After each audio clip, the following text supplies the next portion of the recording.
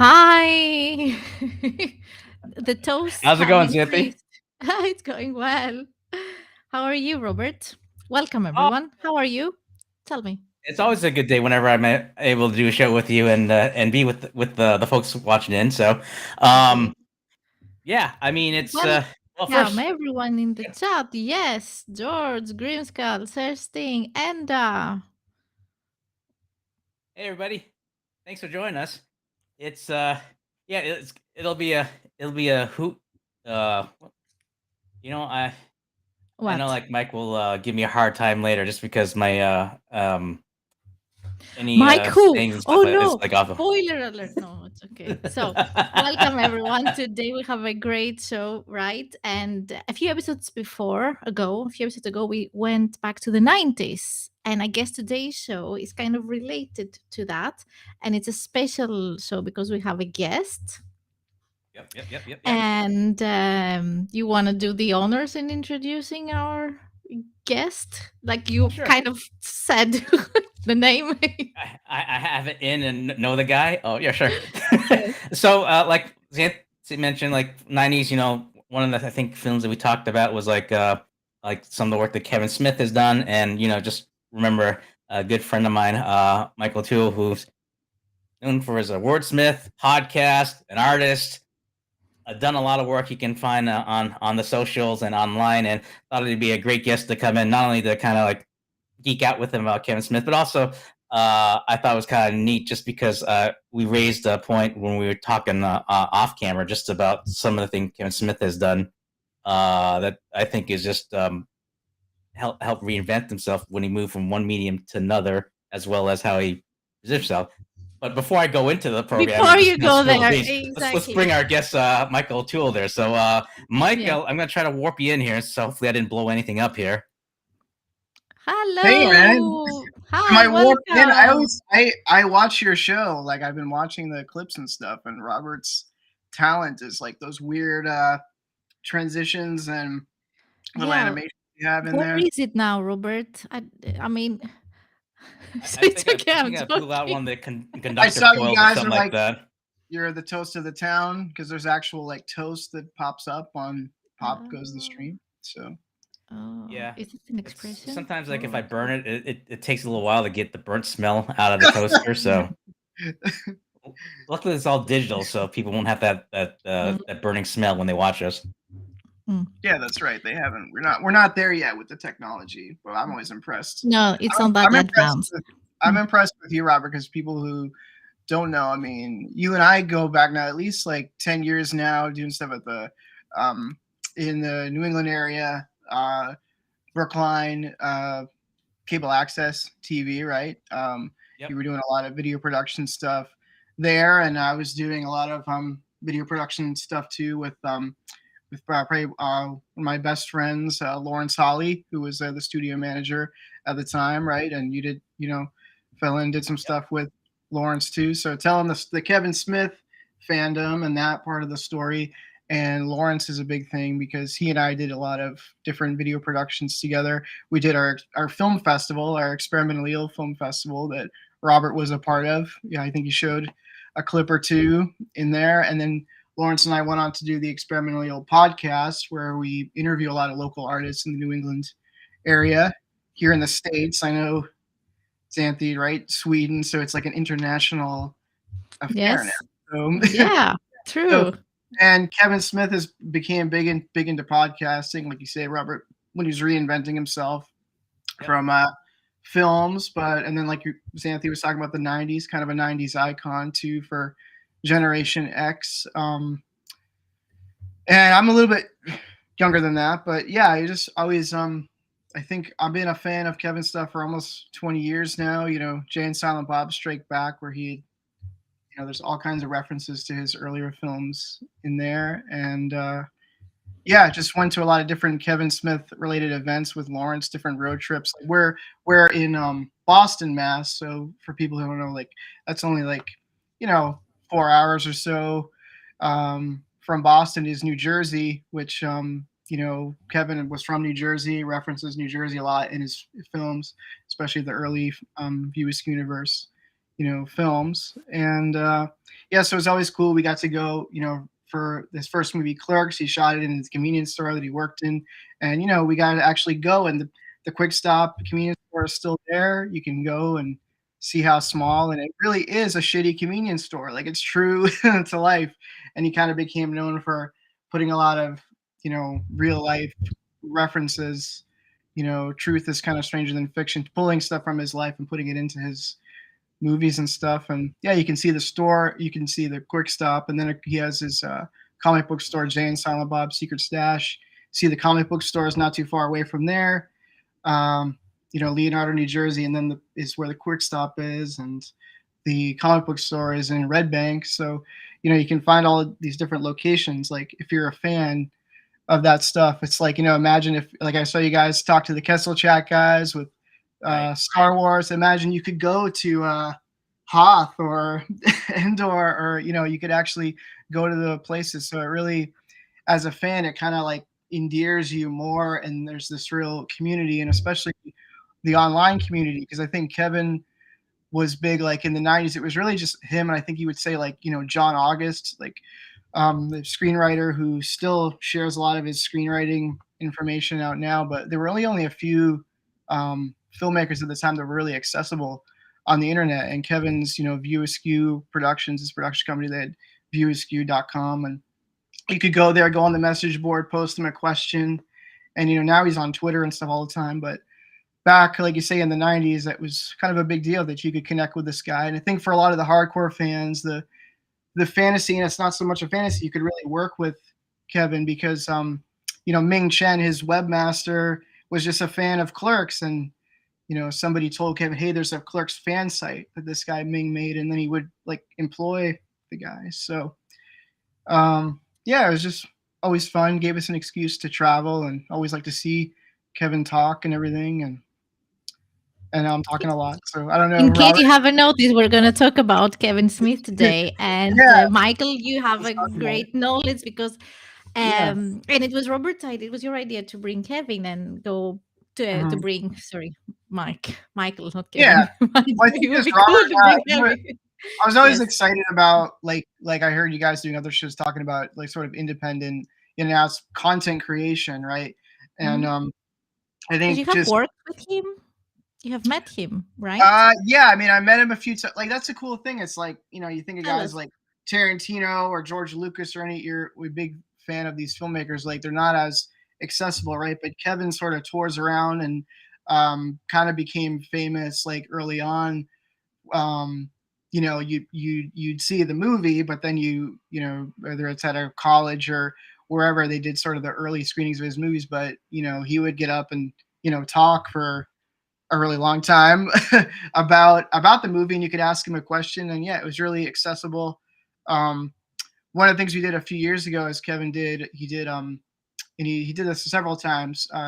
His mascot was Vulgar the Clown. If you've seen Clerks, like, it's the beginning. I think they had Kevin's friend Walt Flanagan was like a cartoonist, and did the cartoon of it's like a clown with like a garter belt and stockings. It sort of comes out and presents the logo at the beginning of Kevin's first film, Clerks, which is a famous thing with that. I think they filmed it for like shot it for like 27 grand or something. Filmed it in the convenience store he worked in at the time.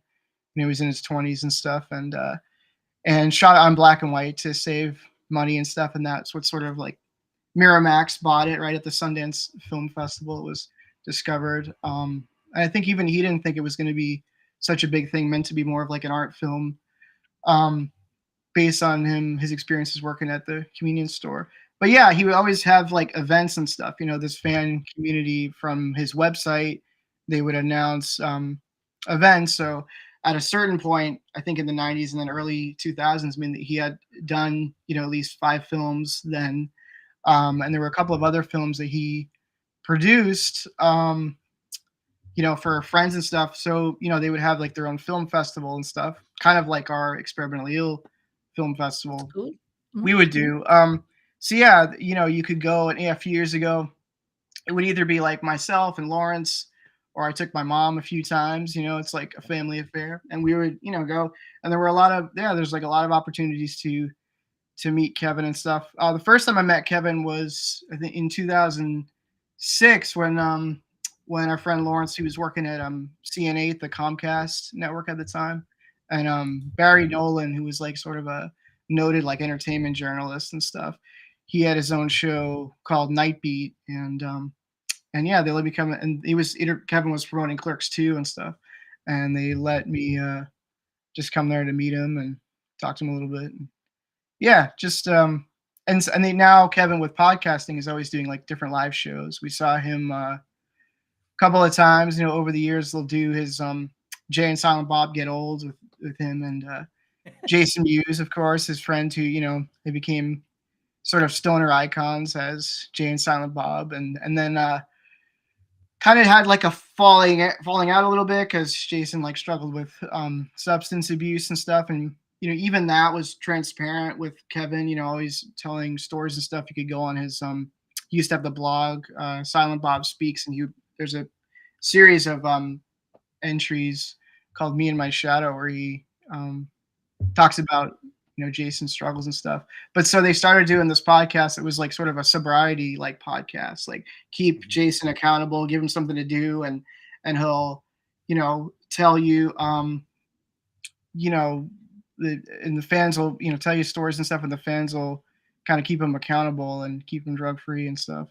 I didn't know that. Yeah, that's a cool story. I mean, cool. I mean, that's a nice story, interesting story background. Yeah, but anyway, just like you say about meeting them, yeah, like they're pretty accessible, and they've done a bunch of. They're touring around now because Clerks 3 just came out, so they're doing a lot of different conventions and stuff, and yeah, it just always seemed like pretty accessible. Obviously there's like a big cult following with the films, but you can always reach those guys, and for us, I think for a lot of people too who are independent film filmmakers and stuff, like not everybody's independent film took off like a Clerks, but he inspired like a lot of people. So yeah. So should we take it a step back a bit and just start and talk about you? I mean, don't worry, we're not going to put the like lamp and interview you, like to give you the third degree. My lamp just blew out, I think. Like, what do you do? What is your occupation? I mean, are you a filmmaker? Are you an independent artist? You have podcasts? Yeah, I do like a lot of like freelance things right now, like video editing and stuff like that. And I've also the past year I've been studying screenwriting at Grub Street, the Center for Creative Writing in Boston. So and I'm doing kind of a thing that's, I mean, there's been so many things that I think Clerks has inspired, kind of inspired with dialogue heavy, I guess. And yeah, so it's been fun, right? Robert's been like our savior because he was sort of the guy. He was like one of our big fans, I think, who would participate, was in the film festival and stuff and events. I used to do all the press releases and stuff and a lot of like writing like that. But Robert always saved us with, publicity from the shows, like taking pictures and video and stuff. I mean, right, Robert? It's just, yeah, it's fun because I mean, it works both ways. Just that you give a platform to like artists, creators that participate, like in the independent. Yeah. Let me get this right. Experiment the ill. I'm like, I gotta defer to like Robert, so like I can take a break here and like collect my thoughts, and then I'm like, oh, I forgot it's Robert. Like Robert, the scene is yours. Take it away. I forgot. I'm like, Robert will drive. That's my I mean, Robert and I are always going at it. The effects. The podcast. So here's the thing I can do. Like stop me if I'm just going on too long. But that's why we brought you here. Just keep talking. Yeah. Okay. Yeah. Right. I'm not used to being the guest. I'm usually interviewing people. But what did we do? I mean, in the early 2000s, around the same time as becoming a Kevin fan, my uncle was doing this sort of health and fitness show. He's like a fitness instructor, and he sort of introduced me to like, hey, you can go to like a I don't know how it is in like Sweden or anywhere else, but in Massachusetts, here, in the States, we're kind of like spoiled. There are a lot of these now they say like community media centers because they include, they teach you all kinds of things. But um, in the early 2000s, it was anyone can come to this channel and learn how to make videos, and we'll put it on this channel, but it's on cable, but it's only broadcast within that town. It doesn't go anywhere else. If you Wait, I want your have a question. Sorry, I have to interrupt you. Mhm. How does that work? Is like the local community, the municipality was Yeah, funding that? I it's mean, well, this is another thing. I mean, the whole cable access thing. I studied communications and wrote about. There were these two guys, George Stoney and Red Burns, introduced like when cable first came out in the early 70s, 80s, whatever. It's like, yeah, there should be a channel like for the people. This is like pre-internet and stuff. So mm, yeah, it's like sort of publicly funded. I think they pull it out of your cable bill or whatever. And then, I mean, in the States here, I think the famous cable access spoof was like Wayne's World and like, stuff like that. The idea that like wait, we're making mistakes here. We don't really know quite what we're doing, but our lights blow out or whatever happens in the middle of our it show. This happens in streaming as well, right? every man tries to make a show. But yeah, so I got into doing like cable access TV stuff and interning, and eventually working in this stuff. And then yeah, I was introduced to our friend Lawrence Holly, who was also a friend of my uncle, and he was working at the Wellesley Channel at the time, doing the news and stuff.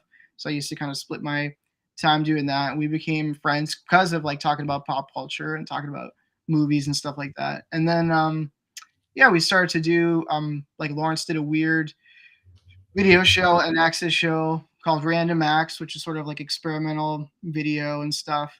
And I was sort of just like playing around with video with my friends. We did this weird show called Insubordinate, which was just home movie stuff, really. And then just doing stuff with Lawrence. We always want to say like, you'd put stuff on the Access channel, right? And they used to talk about, there used to be a kind of the techie guy at the channel in Newton where I was at the time, who would talk about like TV is a push medium, right? You like push it out, and then there's the channel, and there's a captive audience like somewhere, but like the internet is like a pull medium where you have to like know to like go to it, to check it out. So they were still, hyping up what cable access or public access TV was. And so we thought it was cool, but we're putting like weird artsy stuff on.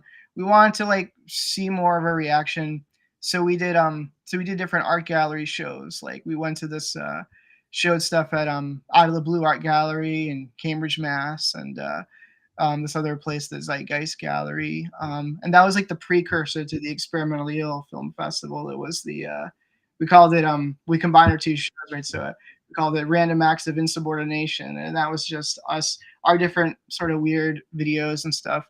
Um, and then, yeah, we wanted to do like a bigger thing. And there's the Coolidge Corner Theater in Brookline, and then the Somerville Theater in Somerville, Mass, that are sort of like famous historic theaters, but you can basically like rent out the basement, being like a few $100.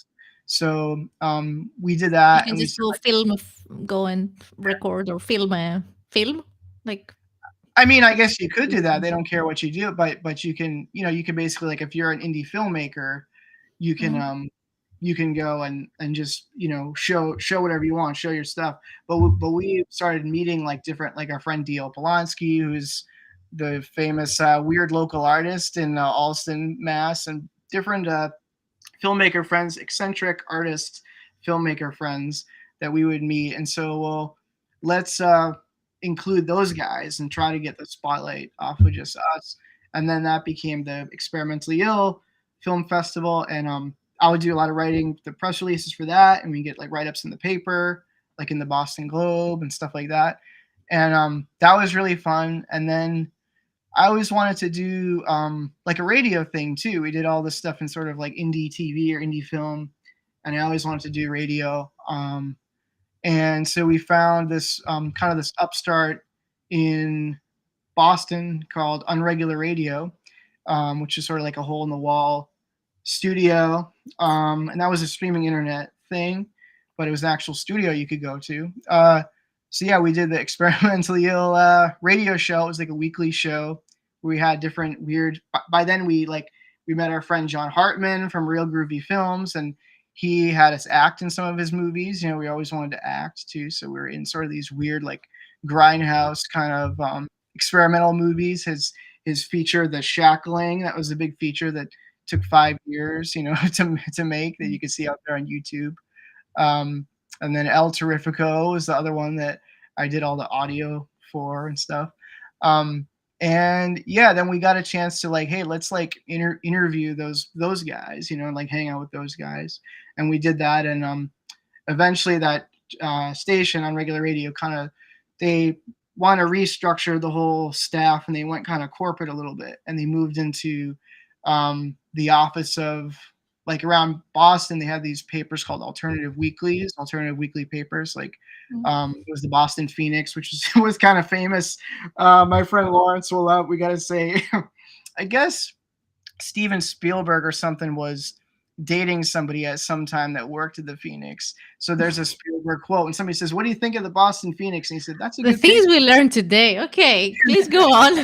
That's a good paper. So there used to be the alternative weekly paper, and that was like the cool, like hipster, like paper that you wanted to like check out that had more like underground stuff in it. So sometimes we got articles about our film festival in there too. But eventually the Unregular Radio, the guy who started Unregular Radio, kind of like paired up with somebody from this. There was the Boston Phoenix, and then there was the Weekly Dig, which was sort of the other one that like I don't know if they're necessarily competition, but those were like the two big ones. So the Unregular Radio guy, this other guy, John Loftus, went to partnered up with people at the Weekly Dig. So then they said like we need, and they got rid of all the other like regular like daily DJs and stuff, and they said like we need, you know, people to like fill, you know, content, basically people to be our slaves, because we didn't because we really didn't get paid anything for that. But they liked our show, and so then we for a while in the morning we had like a morning show. It was like Experimentally Ill AM, like the AM edition of Experimentally Ill. That was, we still had our weird artist friends on, but it was a little more like a traditional like a morning show. Like I would like read the news and stuff, and we get to like play music, like alternative punk music or different new wave music, or like it was like a free form radio station. So we did that for a while, did that for a couple of months maybe. We survived, and then we sort of petered out there, and eventually this channel like went away like anyway. But then I put like so much effort into that, it felt like I wanted to keep it going. So I was always interested in podcasting and did like little experiments with it. But that's when I got like more of my own equipment and stuff. And then it was like the experimental show up to that was like myself, you know, my friend like Lawrence Holly. A lot of times we had DL Polanski on. He was like our third chair for the morning show. And I had a couple of other friends of mine, the sort of alt girl like model friend of ours who called herself Miss Mary Mack. You know, she was on there, So and we her have now. models so far. We have Spielberg. We have substances issues. So we Mhm. have everything. We have the whole show business here. Yeah. Okay. Well, basically, Yes. Cover yeah. the whole So we gamut. did it. We Yeah. did the experimental podcast.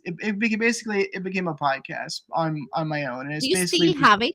Is that it's yeah. what you're? So Mhm. experimentally.com is where it is, and then you can also get like the newer episodes. Like I know you guys also use like Mhm. Anchor.fm to do stuff too, and yeah, you can find it on like Spotify or like Mhm. Apple Podcasts and all that stuff. And that's what it is now. It's basically like a one-on-one, and it could be anything, I suppose, but it's been like a one-on-one interview thing, you know, like kind With of like a more indie kind of like artists. a more kind of like a more experimental artist version of, you know, like Mark Maron's got his WTF podcast or whatever. We try to do like introspective interviews, but also funny stuff. And yeah, I've done like things with filmmaking and helping other filmmakers and some work in it. And I'm like I said, I'm working on a script. I'll hopefully do more of my own stuff. But yeah, I wasn't really like a documentarian as a filmmaker, but I was a podcaster, right? So I prided myself if we would go to different events and I meet like weird artist people like in the scene. I'm like, this guy has like a really good story. So then I would have like a forum, like, oh, I could have you like on the show, right? And people don't really get it. You got to kind of like play the long game, like you guys know as like content creators.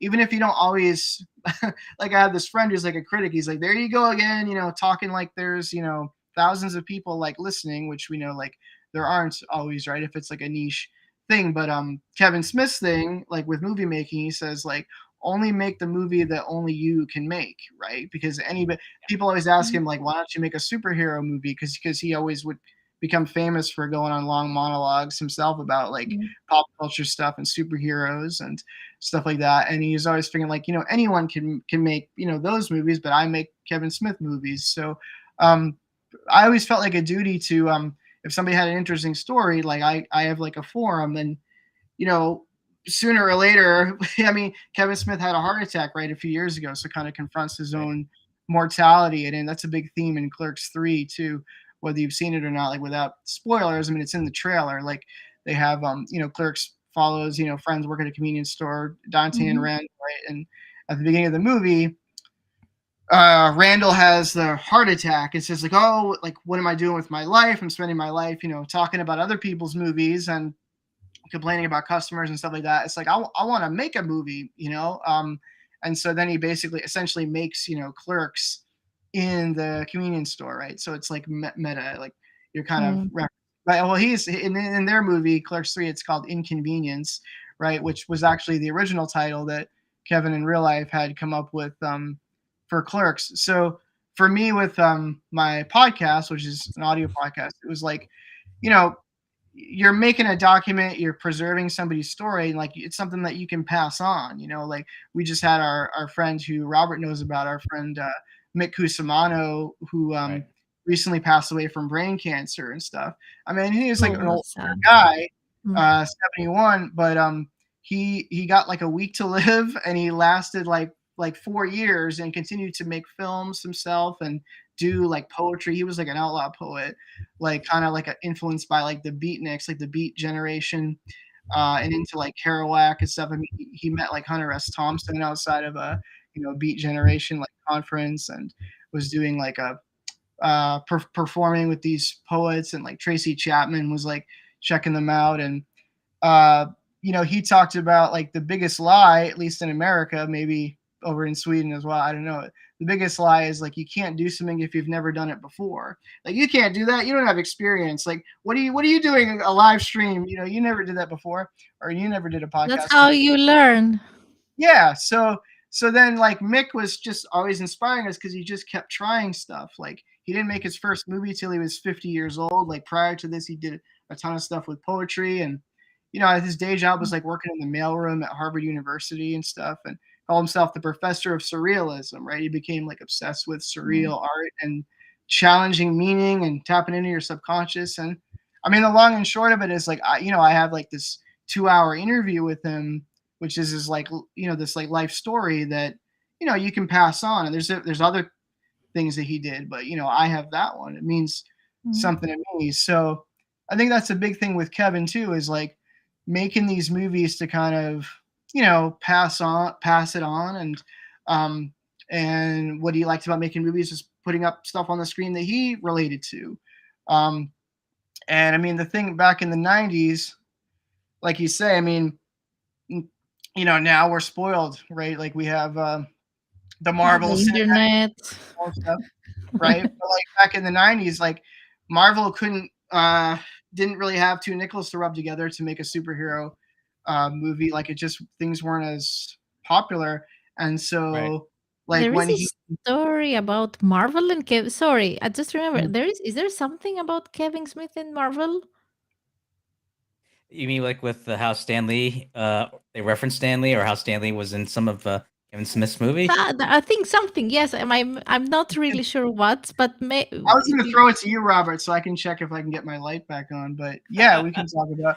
I mean, yeah, Kevin. I mean, one of the bigger scenes in Clerks is like when they talk about Star Wars, right? The two clerks are like, Right. but then the Death Star and stuff, right? And then in Mallrats, right? Yeah, they're sort of making comic book references, right? And Right. um, Brody and TS, like the two friends in that, similar to Clerks in that way. They're having like girlfriend trouble and stuff.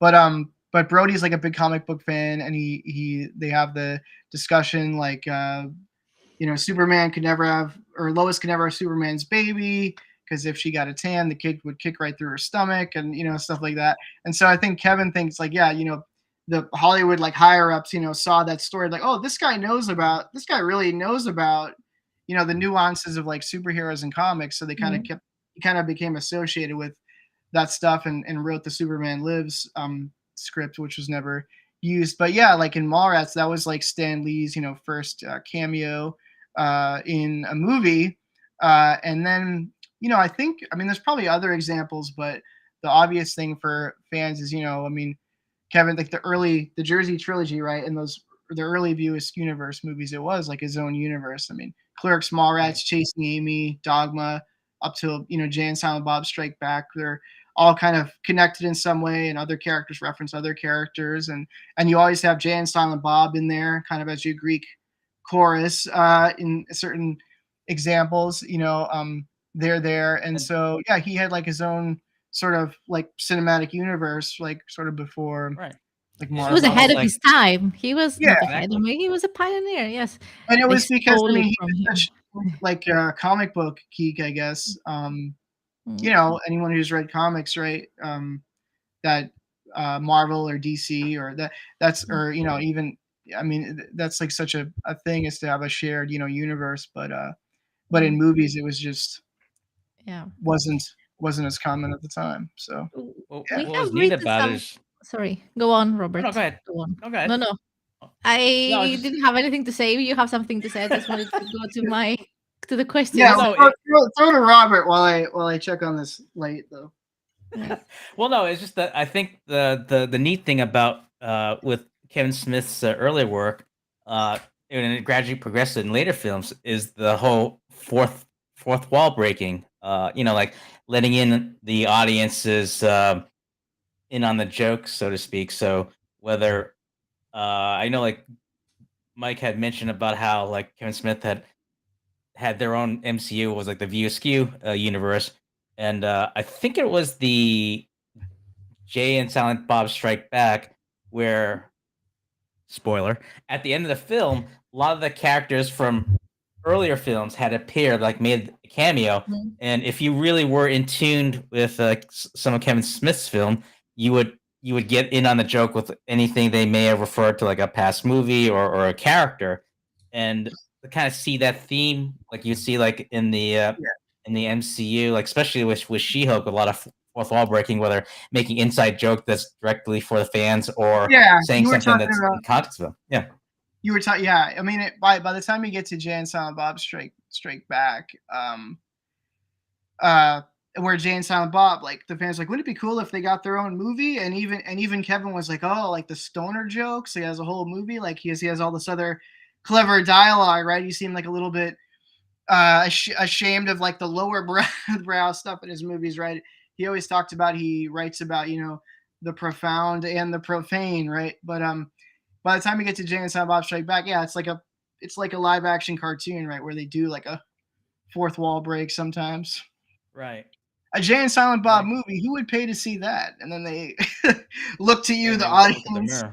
Uh, and like before that, yeah, like Dogma was his sort of, I mean, it's still a comedy, but it was really sort of serious, sort of meditation on his upbringing as a Right. Catholic, uh, kid, young person, and kind of having a crisis of faith, questioning the faith, questioning dogma and stuff. But Jay and Silent Bob were still in there. And they got like death threats from like the Catholic League and stuff like that. And it was sort of Of serious course. stuff in real life. And there's a famous thing where Kevin protested Dogma, his own movie. Like they didn't recognize him. They interviewed him on the news, and he was Really? holding a sign that said "Dogma is dog shit." So, uh, So I think like when they wanted to do Jay and Silent Bob Strike Back is like, let's do like kind of like a lighter movie, and like a goofier movie. And that's like kind of funny because like you think about like by then I think it was only like 4 or 5, movies, but they had made little references to each other. But yeah, by the time you get Right. to Strike Back, these different characters are crossing over. I mean, Jason Lee, who is a really good, he played Brody, who is sort of the one of the two protagonists in Mallrats, and then like the next movie, Chasing Amy, he played Banky, who was Ben Affleck plays Holden McNeil. They're comic book artists, and so when Strike Back, Jason Lee, like both of the characters, Brody and Banky, show up in Strike Back, and Jason Lee plays both of them. So like if you see a movie like that and you've never seen the earlier movies, you're kind of be like kind of confused, I guess. Like what's what's this all Right. about? Or it'll make you curious to go back and check it out. That was kind of the fun thing too, right? Becoming a fan and like seeing that, like, oh, there's like other movies you can sort of go back and check it out. People like, hey, like, yeah, like, have you seen Clerks, and have you seen this and so like it was sort of fun discovering the Views Universe movies. And then like I said earlier, Kevin, I think around the time of like Mallrats or so, they got some deal where they had extra money to produce like some other movies, so they weren't as big budget as like a Mallrats at the time, but they did. He had like a friend who did this movie Drawing Flies, which Jason Lee was also in, and they play. It's him and like a group of friends. Jason Mewes is also like in that, and they sort of go out to this campground or something. They're like searching for Bigfoot. It was like all kind of, it was more like low budget experimental stuff, kind of like back to like what Clerks was. Right. And then Vulgar was another one, which they gave money to Kevin's friend Brian Johnson, and he took the idea of that Vulgar the clown, the View Askew mascot, and like made him into a real character. So Brian O'Halloran, who played Dante, like the lead in Clerks, he got to play. I forget what his name is, but he gets to be Vulgar the clown. Is like a birthday clown who he tries to forget he tries to make money on the side by I forget what it is. It's like he thinks he's doing like a bachelorette party or something like that, and then Uh-huh. he ends up getting like sexually assaulted by these like crazy guys, and it's sort of like a dark comedy, and then it becomes like a sort of like a revenge tale, right? He goes back and tries to like get them back. And there was also another movie, A Better Place, which I only saw once. I saw that at the last Vulgarthon. Vulgarthon was the Mhm. name of his because of the mascot. Like that was the name of the film festival events he had. And I finally Right. got to see A Better Place a couple of years ago when I went there and to New Jersey. But that was made by Kevin's friend Vincent Pereira, who they call the View Askew historian, who was Kevin's friend, who was also a clerk with him working at Quick Stop, around 1992, 3, 4, when they made Clerks, and he kind of inspired Kevin to be a filmmaker, I think, too, because they used to go from New Jersey, they go to New York to see like the artsier movies and stuff. Right. And Before you continue, I'm going to interrupt you once more. Sorry. I have a question. It's a very important question. mhm, Besides The Clerks, okay, mhm. what would you say it's a favorite film by Kevin Smith for you that has really Uh, impacted you in a way? I think, well, I mean, there's a couple for like different reasons. I mean, I think Chasing Amy is a really good movie. When I saw that at the Vulgarthon, it made me because it's And a I really have good. to agree with you. And I'm so sad because I remember I really enjoyed at the time when I was Mhm. chasing Amy. I loved it. And now I don't remember a thing. I You gotta have to watch it rewatch again. it. It's like I cannot Yeah. even. I mean, I remember the Well, actors and everything, but I don't remember. yeah. Like I'm old. Oh no. Mhm. Yeah. Leave Well, you yeah. not the I mean, that was like ahead of its time too. We are talking It about. was a great movie. I remember that. Yes, Mhm. but don't ask me what happened. Well, yeah. I Anyway, mean, yeah, I mean, I yeah. mean, I There's this think that girl, was Amy. Yes, it's Ben kind of Affleck. ahead. Yeah. It was Ben Affleck. Do you want me to just tell you what happens in the movie? Yeah, yeah. I mean, of course. Yeah, it's like yeah. uh, well, Chasing I'll just Amy cover my Kids ears. is about it's I mean Ben Affleck is Holden McNeil, right, with his buddy Banky, the comic book artist, and you can kind of tell, right, that Affleck's character is sort of like based on Kevin there. You know, they talk a lot about how and they have their characters, right? They're sort of stoner superhero characters based off Jay and Silent Bob, BluntMan and Chronic, and that's being like like celebrated. But then they kind of reference they had like an earlier comic book. I think it was in that universe 37, which is a reference, which is a Clerks reference. But yeah, and like how they want to do something more personal. And stuff. But then, yeah, Holden Affleck's character, you know, he meets Alyssa, who is, you know, he's like crushing on Alyssa and stuff. And she's from his hometown and stuff in New Jersey. And then he finds out that she's a lesbian. So, but they kind of, it's like a will they, won't they, and they, you know, kind of fall in love for a while and then sort of fall out of love. So, yeah, Typical there's 90s film. yeah. Yeah. So, but I also like too, like the thing to bring it. I mean, like Robert was talking about the current stuff Kevin is doing. I mean, I think in the early 2000s, you know, they were always pulling Kevin in for like different talk shows and things and different like I think Howard Stern would, you know, call up Kevin early in the morning and be like, hey, what would Superman do, you know, here, and he's like, I don't know, you know, use kryptonite or what, you know, he didn't even really, that was sort of like the gag. He's like the comic book guy, right? And that's today, like that's sort of the running gag is like you always see like an article, you know, comicbook.com, you know, Kevin Smith says this, you know, they just pull some quote from one of his like podcasts or something.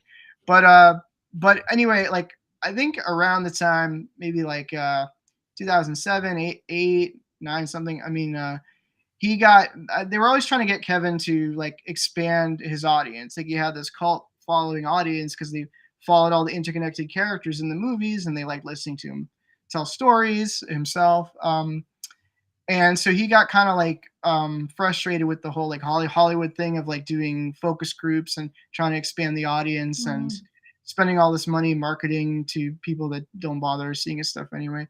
So he started to I mean, he would tour around doing Q&As and stuff. We used to see him in Boston and you could ask him a question. And but then he started like taking the movies out. Like he made by the time he makes the movie Red State, which is like a total departure from his comedies. I mean, it has little jokes here and there, but it's a pretty like dark movie, kind of inspired by like Fred Phelps and the Westboro Baptist Church. They were sort of like the God hates fags people, and they would like protest like military funerals and all kinds of like crazy stuff. I think Kevin, he had his friend Malcolm Ingram, who we used to write for Film Threat magazine. He met on the set of Mallrats. Like he used to do documentaries and stuff, and I think Malcolm like showed him some interview footage he got of Fred Phelps, like the actual guy. And Kevin was like creeped out by that. So he's working on a script, Red State, and he described it as like whenever he got to a point in the script where he thought he knew where the story's going, he figures like the audience will predict it. So he goes the opposite way. And they cast Michael Parks in that, who's famous for some like Tarantino stuff, but he was kind of like blacklisted in like Hollywood, and they put him in Red State, and it was like amazing performance and stuff. But basically Kevin starts like touring around his movies, like so it wouldn't get a traditional release. You'd have to like go to a, you know, theater, comes to your town, at least in the States and stuff. Sometimes he would like go to the UK and stuff. So seeing Red State, they call it the Red State USA tour. That was kind of exciting because that was the beginning of him like touring the stuff around. And then in like subsequent years, he did that with the Jay and Silent Bob reboot movie he made a couple years ago, and he's also doing that right now on the Convenience tour with Clerks 3. So there's a couple ways. That's very cool. It's kind of jealous of not living in the US right now, or but it's also on streaming now though. It just came out. I think you can see it on Prime now, but like he's not coming to Boston with it until like, and also on those, they have Fathom events here that are like limited screenings of stuff that'll come to like bigger cinemas like sometimes. I would cosplay in a 90s outfit, you know, just, you know, with the grunge, like kind of shirt and t-shirt and like I get something that's a joke my in waist, perpetuity, like, bright, that's yes, jeans and yeah, I mean, I typical guess man. people do associate him with the '90s because that's when he kind of like I came mean, across. I do. I'm Yeah. Generation X. I know he Mhm, hasn't done only 90s, but the whole mhm. Jay and Silent Bob, that's kind of iconic. And yeah, Yeah, the whole Chasing it's Amy, and like a yes.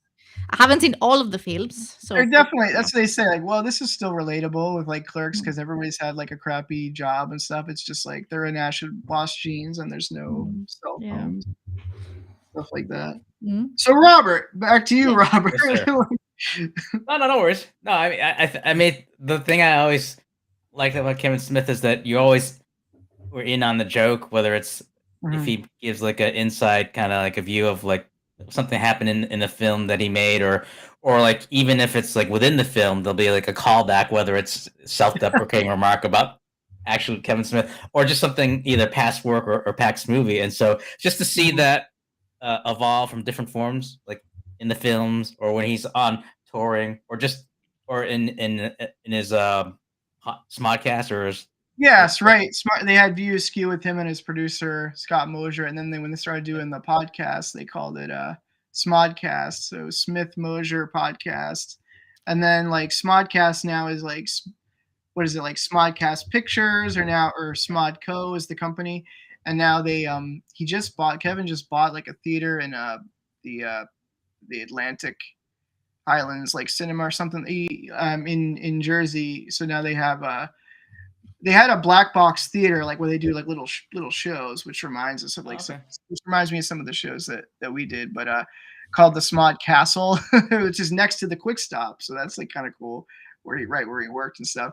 But now they're gonna have Smod Castle cinemas, like he has his own like movie theater that he actually has a apartment above it that they're gonna rent you as like an Airbnb. So I don't know like if other people can stay there or what. So they did a couple of different events there. I mean, Kevin did sort of a string of like comedies, and then like yeah, like beginning with Red State, he starts going through this weird like experimental period.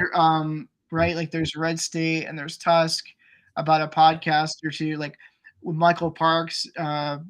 Says you can stay in my house, but you have to live as a walrus for so many hours or whatever. Or wear this suit. Right. I guess it was based on they saw it on like the UK's version of Craigslist, and they thought it was a real ad, but I think it turned out to be a fake. That was Tusk, and so they just showed Tusk at the his own cinema in Jersey. Um, yeah. So it's just there just seems to always be like reinventing himself, and even though he has sort of this for following, it seems to still be like sort of an all in the family kind of thing. Like I Yeah. think Jason Mewes' wife now, Jordan, like helps run their company that Smodco. It's sort of like a View Askew Productions like part two, of him doing his own thing. There's also this couple now who travels around like when he does the tours. Josh and Liv are like this couple who they make their own independent stuff, but like Josh does a lot of his like videography, like stuff like Robert's doing or Shalala Productions, and so they're putting up video clips and interview clips with fans. Like if you join the That Kevin Smith Club, which I joined, for like a few bucks a month, it's like his Patreon, and they throw up like exclusive like clips and stuff.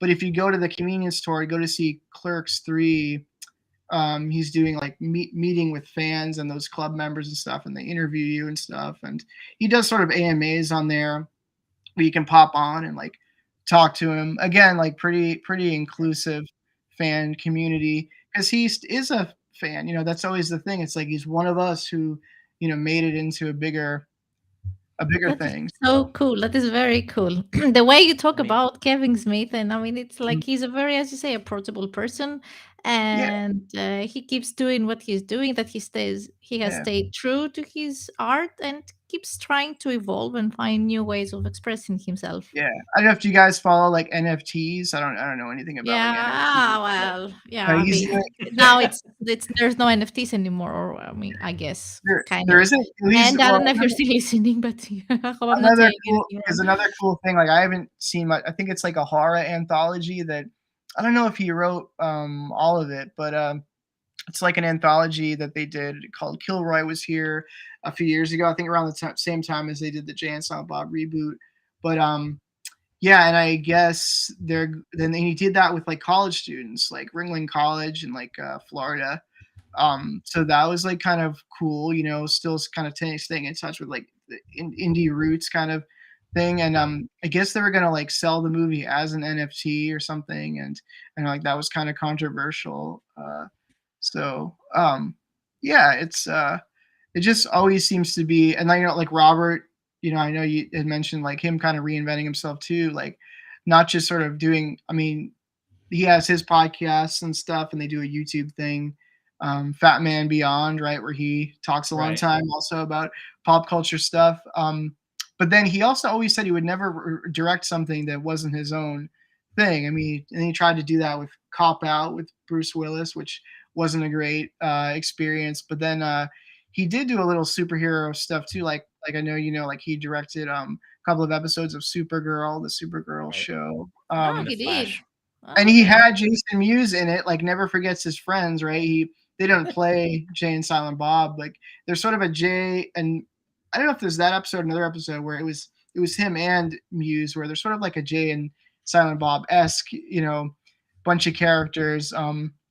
And it Just like was a just quick cameo. Yeah. Mm. yeah, it was like Jason Mewes coming out of somewhere to a parking lot with some like girl he's trying to impress, and he was like, hey, that's my car or something, and some supervillain like destroys it, and then he's like, that's my mom's car or something like that.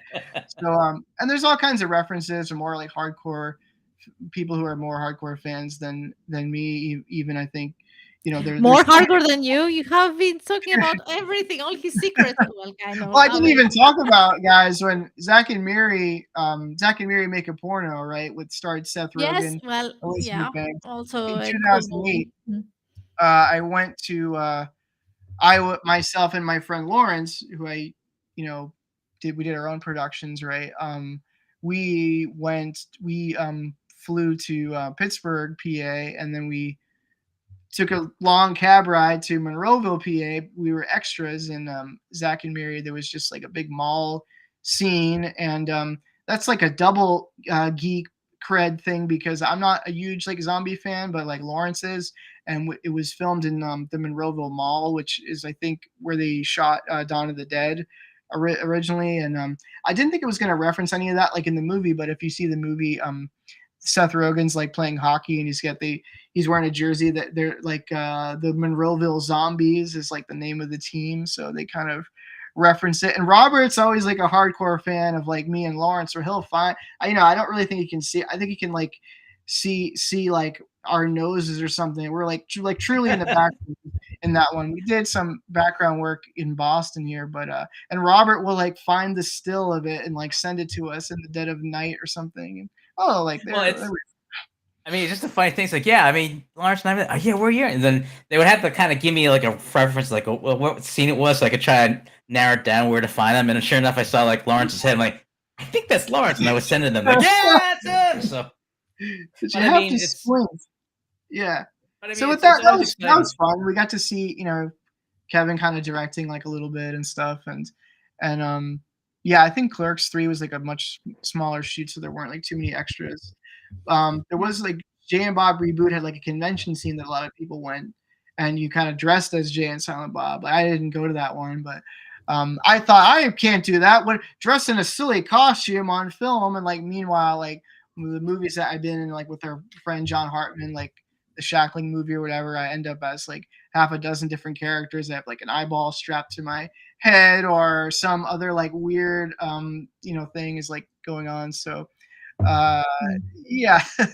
I think um you have covered all of. Did I say that again? All of the questions that we have written, you have covered everything. I mean, So, yeah. and as a warning, Mike, Before we Is went there on going air, to be folks. some banging? Are the contract? The contract that's- is I'm around- trying to that's see if why there's anything that I need to ask you.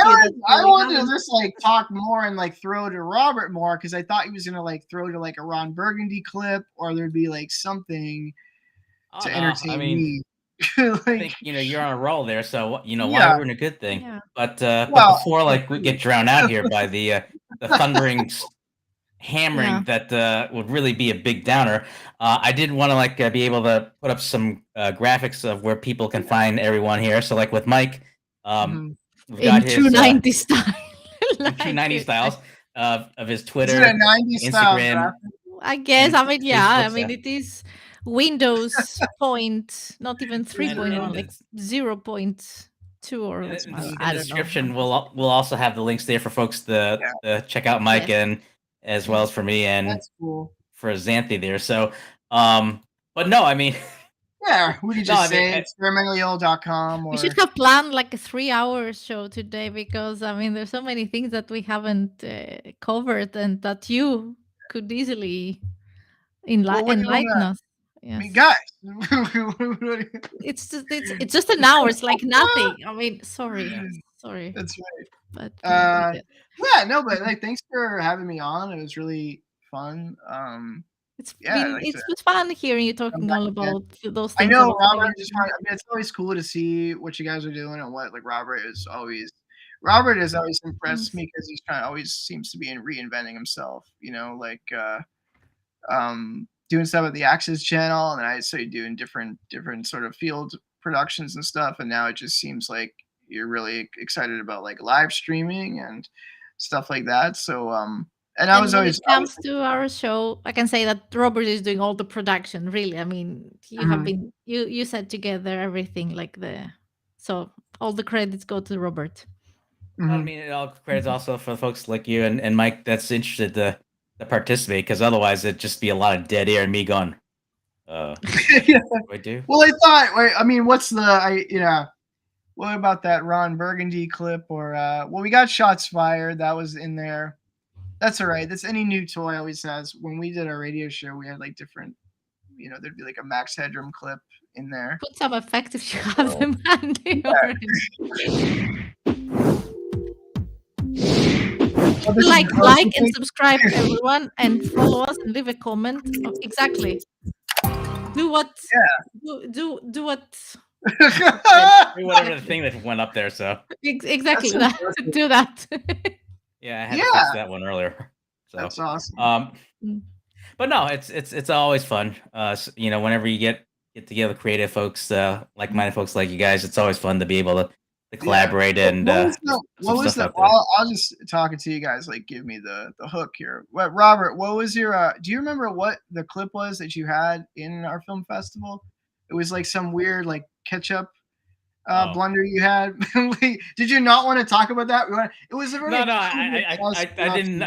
No, I mean, I'm perfectly fine to talk about it. I just kind of forgot about it, but no, it's like it was one of the experimental film festivals that Mike and Lawrence had, and I'd asked them like what type of submission was, and like if there's any specific length. It's just nothing like like a full movie or anything but just like a short film. So okay, it's a little bit more of like kind of like a short skit kind of. Okay, so put it up there, fun to see the screen. But the funny part about it was like I didn't know like when the next time I'll be able to do one of these things. So I kind of went a little bit all out with the end credits and just kind of let it drag out because I think it was a little bit too short. So I was afraid that you blink and you miss it. Sprawl that Robert did, but Robert also what was like 10 seconds or what? Sponsored our like the after party minute of end credits. So. Robert provided all the chicken wings for that. Oh, that's something. Shout out also to our friend Quincy Briscoe, who also co-hosted on stage with me for those shows. He's a legendary entertainer in the New England area. Also big cable access guy, friend of ours. And he also likes referencing other, pop culture-y kind of movies and stuff. Yeah, Robert can attest. Robert was like unofficial documentarian around those guys, but there were definitely a lot of interesting characters in the cable access scene, right? But with iPhone and other gizmos, it's a great equalizer so that everyone can do pretty much what I was doing back then, which was just document And that's film what or I think. your post. That's what Kevin says too. It's like back in the '90s, or the point of entry was like a lot. It was a lot harder to do it at all. You know, famously using credit cards and selling his comic book collection and stuff like that. Mm. And I guess the most expensive, like they rented, the camera, and but even he says, yeah, anyone could make something now on their iPhone, right? So, Mm. and I think Mm. for him being in the '90s, like the internet and video and all this stuff, social media wasn't, a thing. So in order to get heard, it's like I got to make one of these movies because I think he saw Richard Linklater's Slacker, like in New York, one of those screenings he'd go with Vincent Pereira, his buddy. And so if this counts as a movie, I can make my movie. And yeah, I think even now he says if he was around, if he's starting out now, he would just do like a podcast, a blog. I mean, that's I feel like that's almost killed some of my momentum, right? Of just like movie making, because it's like, well, we could just hop on now and just like talk about a movie, and that's like instant gratification. But you just didn't have it now. It was But way there's a lot. harder, more traditional back then. Like, yeah, Yeah, yeah, word of mouth, traditional. Yeah. yeah. So Indeed. it's Well, awesome that you guys keep doing these shows, and yeah, I always I like can say is independent that media, and We are very I see the trucks independent. coming We can in. say that we yeah, are also very Yeah, independent here. So yeah, but yeah. You guys met in like a class or something about like live streaming, right? Or something it like was that. it was a workshop about right yeah, in the height of the pandemic is how Mhm. we virtually met. So, Mhm. and just a matter that the before yeah, was it? Mhm. I so think it it's was in 19 before the summer. Yeah, oh, I Mhm. thought it was it summer 2020? I My think it my was memory is because I pretty did. bad. It was August 19. I think so. Okay. But I'm not. Mhm.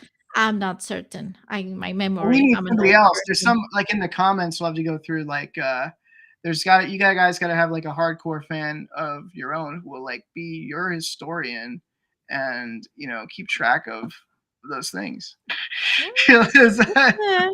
So that's a cool idea. A thought. I mean, yeah. Thank That's a you, novel Mike. concept, but Yeah. Yes. and they can Well, see more. yes. Sorry that I'm going to be now the party pooper, but here in this side of the Yeah, world, it's nighttime, and it is sure. Well, this unfortunately was I fun. have to. Yes, yeah, I was I gonna will be say I the just saw rude the one. It's trucks my pulling up, fault. so Yeah. but no, Okay. I no, I was gonna say Xanthi. I was seeing the trucks coming out, so that's why I was gonna say something. So Oh, you got to beat me to it. So, but again, thank you Mike, so thanks much, for Michael. Sure. I know we just scratched the surface with Yeah, everything in that subject. So thank you yeah. so I much. just Thank you, say Robert, for bringing him, your friend. Yeah, I just pleasure. say the final thing is just I mean Kevin was really or kind of he became the brand, right? When the first evening with Kevin Smith, that DVD came out, everyone saw his Q&As at the colleges and stuff and his writing, and he Mm, kind of became the thing. And because he made an independent film with Clerks, like no one knew the actors, so they wanted to talk to the writer director, and he was sort of like an early kind of like an influencer now, right? Like we have on social media. So and yeah, correct. now anyone can do a stream, make a movie, do a podcast, and he champions True. that too. So yeah, just keep doing what we're doing. Yeah, True. Good thanks. point. Yeah. Mhm. Um, let's give a big thank you to our chat as well for joining us.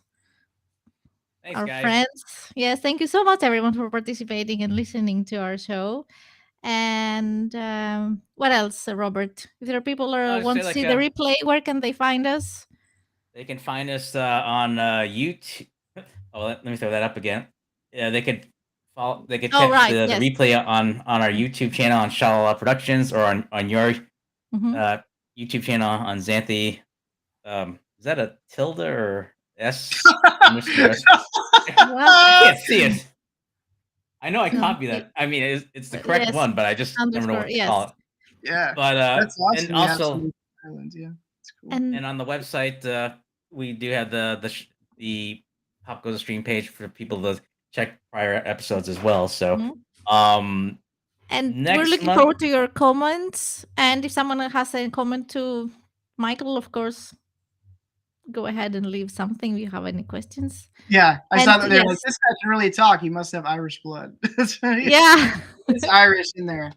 Yeah. What were you saying, Robert, about about our next No, episode? I think Yeah. a month from now, that's either the 17th or the 21st. Monday is when we'll be back on air, November. and there'll be Yeah. and the only hint I'll give is it'll be a holiday theme, maybe for the next and maybe the wrap up of the year. So, and leave it Yeah. at that. Yeah. November, a hint, holidays. Yeah. But stay tuned to get to know exactly the date when we are going to be going live. Exactly. Yeah. So Till thank you, then, everyone. thanks, Michael. Xanthi, Thank you. always Thank you a so much, pleasure. Michael. Thank Same you. pleasure, And we're just guys. gonna Yes. and thanks again for everyone watching. Be well, be safe, and until then, See you next time. easy. Is that a Bye. tilde?